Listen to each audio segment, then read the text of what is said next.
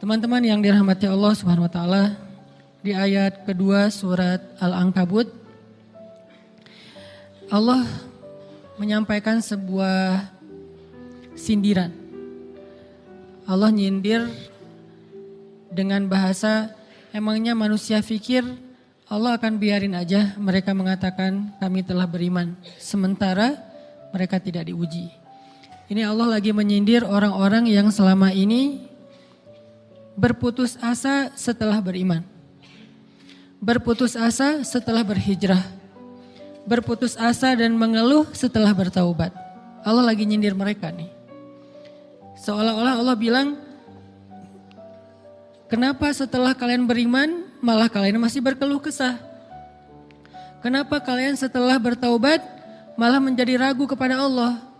Kenapa kalian setelah berhijrah malah jadi labil? Bukankah harusnya setelah kalian menyatakan kami taubat, kami hijrah, kami beriman, harusnya iman kalian makin mantap? Dan bukti bahwa iman kalian mantap apa? Bahwa ketika kalian diuji, kalian sama sekali tidak goyah. Jadi Allah Subhanahu wa taala seolah-olah mengatakan bahwa ujian adalah tabiat iman. Bahwa ujian adalah tabiat iman. Bisa diuji dengan ujian yang kita tidak suka, bisa juga diuji sebaliknya dengan ujian yang kita suka.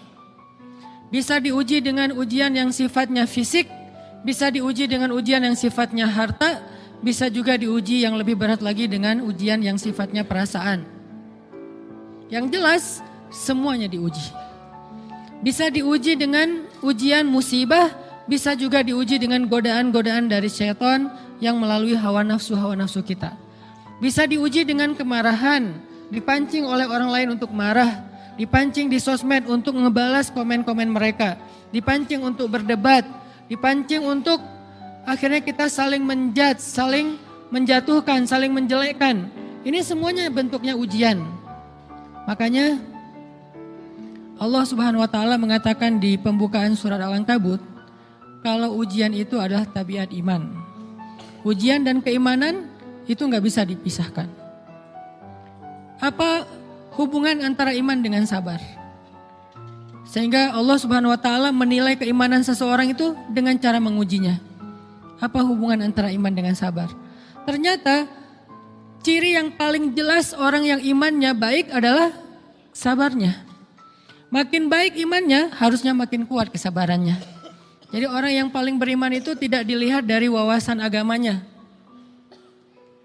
Itu lebih kepada orang yang berwawasan luas, yang ilmunya banyak. Tapi belum tentu orang yang wawasannya luas adalah orang yang paling baik imannya, belum tentu. Bukankah iblis itu wawasannya luas? Dia mengerti banyak hal yang bahkan kita gak ngerti. Iblis ngerti tentang dunia di langit. Iblis mengerti tentang alam yang ada di surga, alam yang ada di akhirat. Iblis tahu, bahkan udah masuk surga. Jadi ilmu iblis lebih banyak daripada kita sekarang. Tapi kenapa iblis malah tidak sebanding antara ilmunya, wawasannya dengan ketakwaan dan kesolehannya? Karena iblis tidak sabar dengan sebuah ujian. Ujian iblis apa? Eksis. Itu ujiannya iblis. Dia udah lama eksis, followersnya banyak.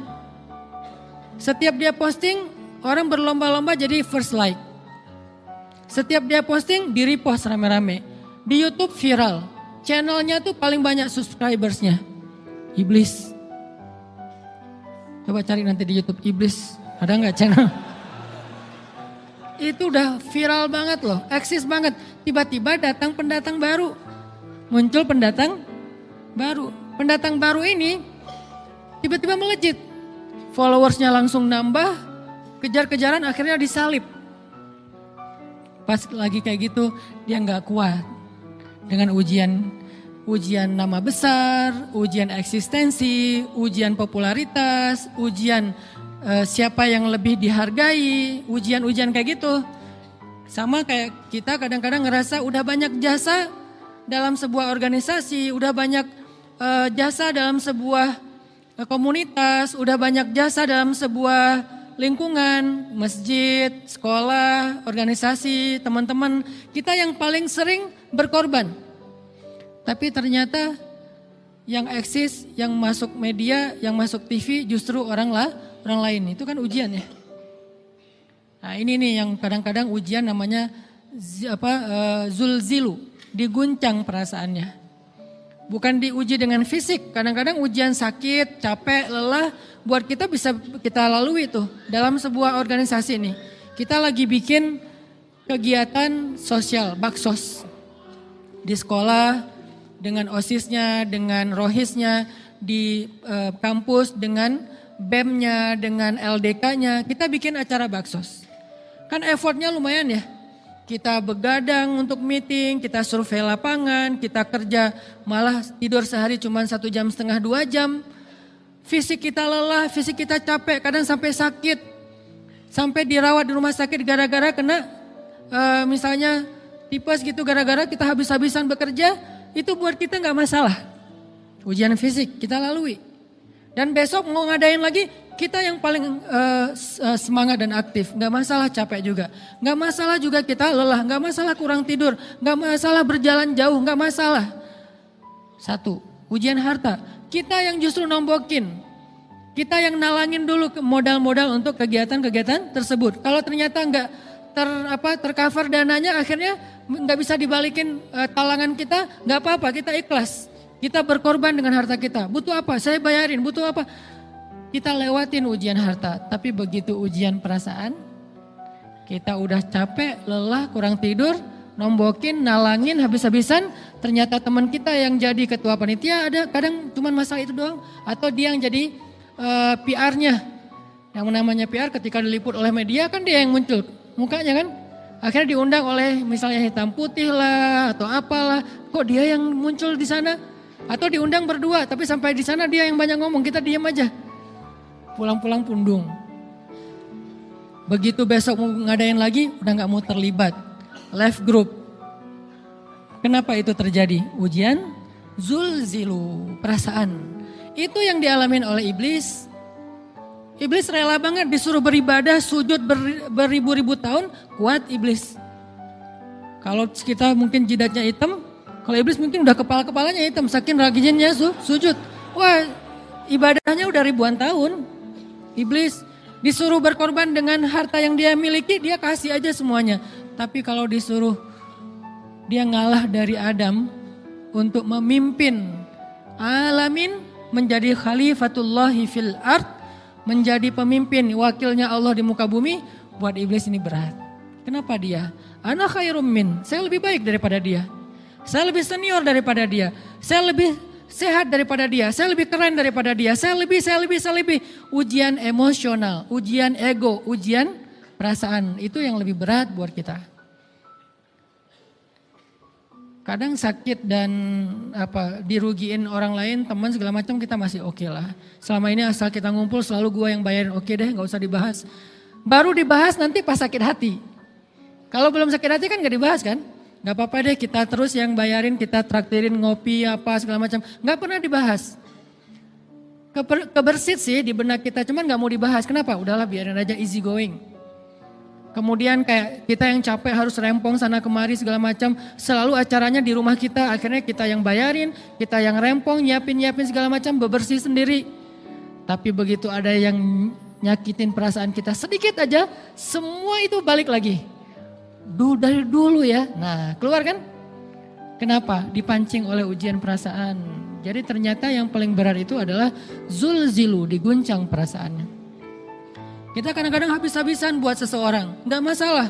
Hujan-hujanan dia yang pakai jas hujan, kita nggak pakai apa-apa, nggak apa-apa. Sakit-sakitan juga, dikerok dan segala macam, biarin aja. Kalau perlu misalnya kalau bannya lagi kempes, dia naik Grab, kita dorong-dorong motor terus cari tempat segala macam sampai tengah malam, nggak apa-apa deh buat dia. Apa sih yang nggak buat kamu? Begitu dia selingkuh, keluar semuanya. Mulai list report keuangan.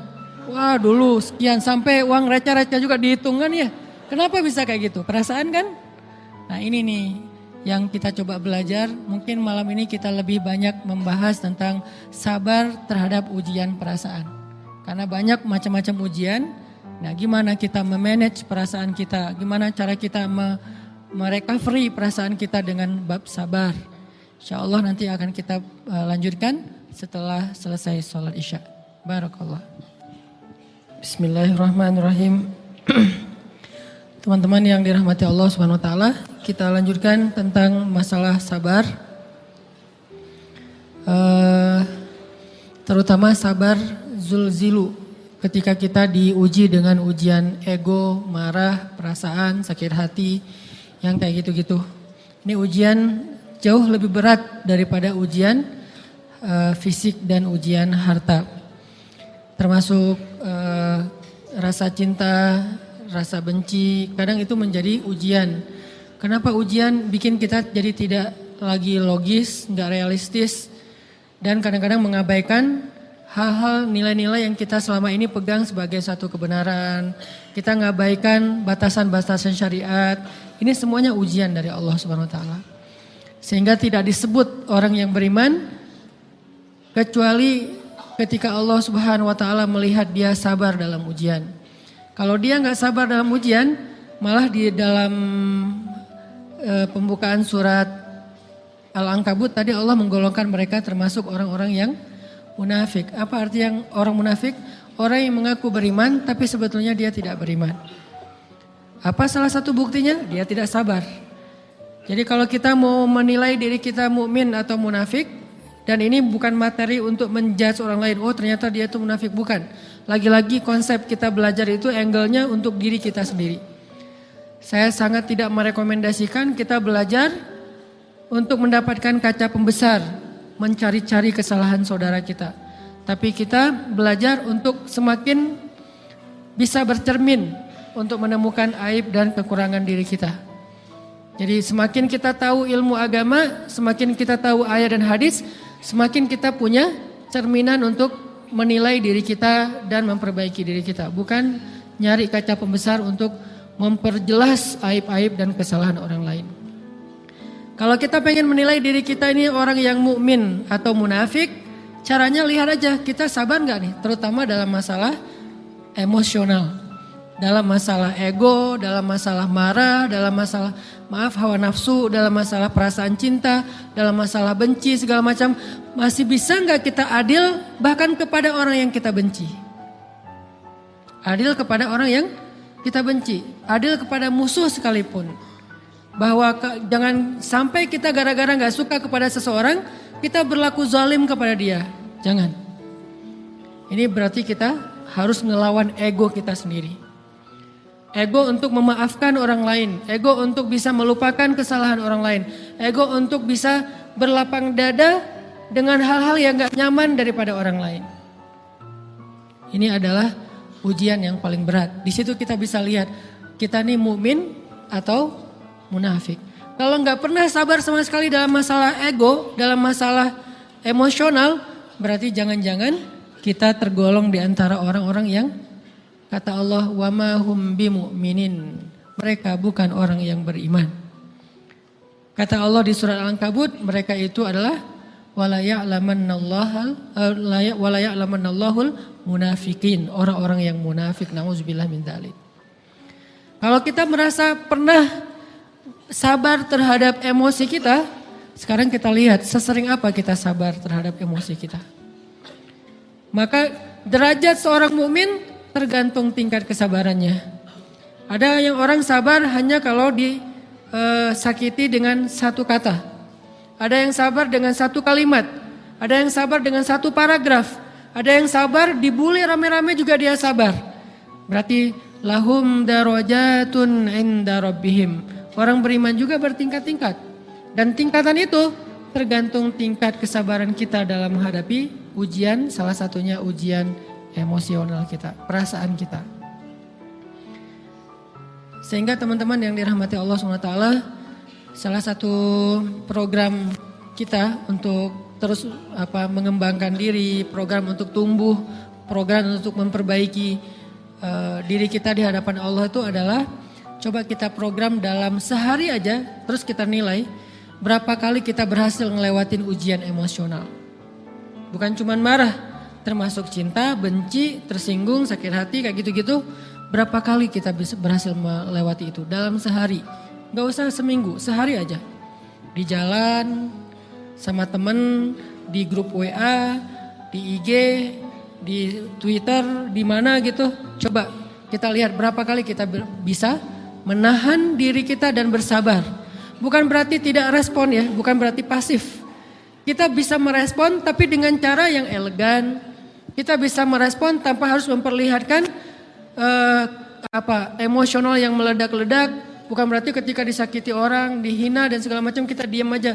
Gak selalu kayak gitu. Kadang-kadang kita perlu merespon untuk mengklarifikasi, tabayun kalau kata orang-orang yang dalam ilmu fikih. Kita harus tabayun. Tapi tabayun dengan marah itu beda. Tabayun dengan mencela itu beda. Sehingga kita mencoba menahan diri berpikir, aduh capek kalau gitu. Tapi kan ini bagian dari pembelajaran. Makin terbiasa kayak gitu, terbiasa elegan, maka otomatis jadi nggak terlalu repot lagi. Kan awal-awal bersikap pengen yang bijaksana, yang elegan, yang dewasa, itu kan kadang-kadang harus diusahain ya. Karena belum mengkarakter, harus mikir dulu gimana ya sikap yang paling dewasa, gimana ya sikap yang paling bijaksana, gimana ya sikap yang paling wise, gimana ya sikap yang paling elegan, masih mikir. Tapi setelah berkali-kali kita latihan, lama-lama itu menjadi spontanitas kita. Dan kalau udah bisa kayak gitu, insya Allah kita sudah mulai meniru nih akhlak Nabi Muhammad Sallallahu Alaihi Wasallam. Ini ujian perasaan banget. Kalau tadi saya ngasih contoh diselingkuhin itu sebetulnya cuman bercanda ya. Karena diselingkuhin ini pastinya bukan ujian. Tapi musibah. Pengkhianatan ya, tidak ada tempat.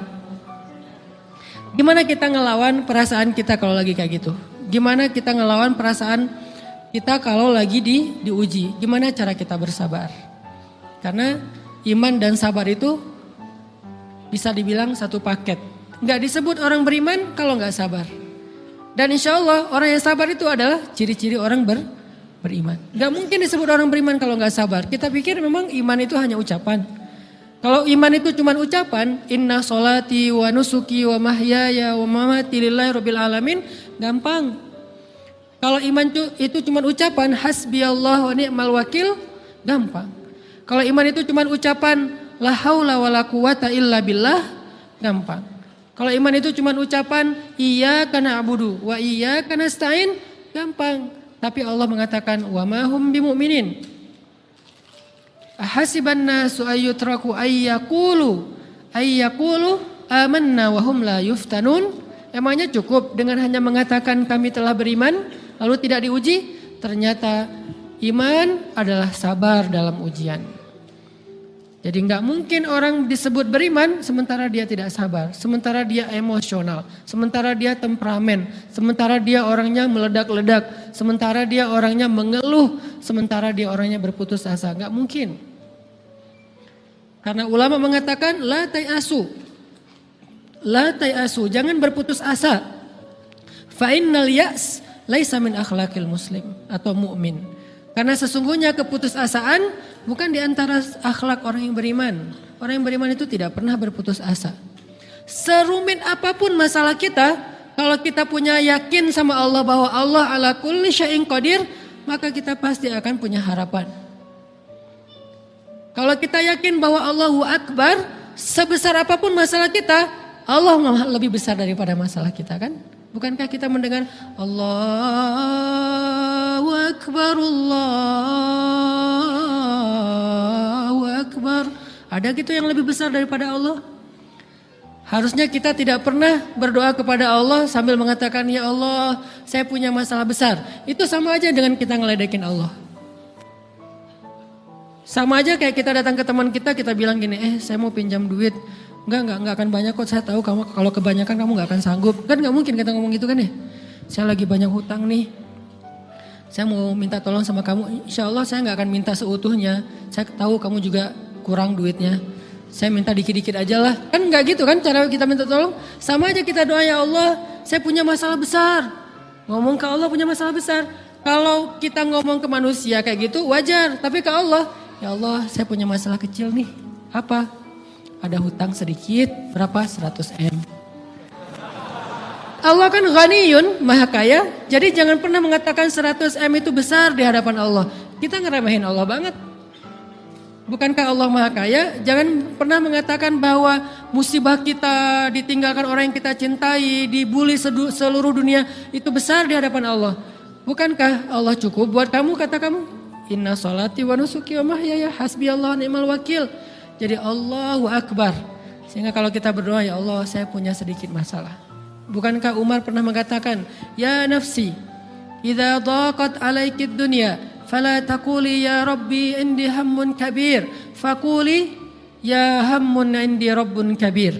Wahai jiwaku, kalau kamu merasakan kesempitan, kegalauan, bingung, sakit, jangan pernah kamu mengatakan ya Rabbi saya punya masalah besar. Tapi katakanlah wahai masalah saya punya Rabb yang maha besar. Iman dan harapan, berharap itu nggak bisa dipisahkan. Iman dan sabar itu nggak bisa dipisahkan.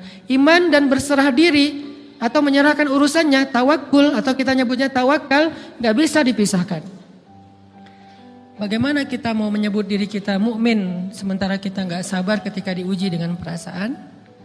Alhamdulillah kalau kita selama ini masih bersabar dengan ujian fisik. Ujian fisik yang setiap hari kita alamin apa? Lelah, capek, pulang kerja, pulang sekolah, pulang dari kampus, ngaji. Capek kan?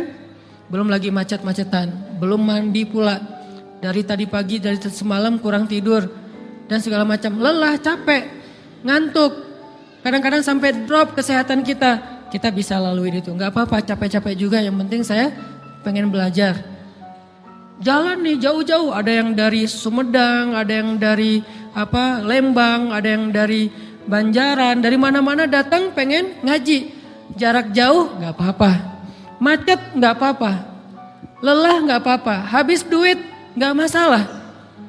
Tapi sampai di sini kesenggol dikit aja sama teman kita dalam ucapan mungkin, dalam ekspresi kadang-kadang kita senyumin nggak dibalas senyum, atau mungkin hal-hal sepele. Itu bikin seolah-olah amal kita yang udah habis-habisan tadi jadi berkurang sampai habis pahalanya. Ujian perasaan. Kadang-kadang datang ke sini nggak ada rasa tidak nyaman sedikit mungkin dengan teman kita atau dengan orang yang di sebelah kita. Akhirnya kita merasa tersinggung, akhirnya kayak jadi berlebih-lebihan. Di tangga, di pintu, pas keluar, di tempat wudhu, di mana. Hal sepele sebetulnya, tapi mengganggunya bukan fisik kita. Yang terganggu bukan harta kita, tapi yang terganggu perasaan kita nih, rasa nyaman kita yang terganggu. Seolah-olah hilang semuanya. Jadi gak berarti, ini namanya ujian teman-teman. Mudah-mudahan kita bisa istiqomah dalam masalah perasaan ini. Dalam masalah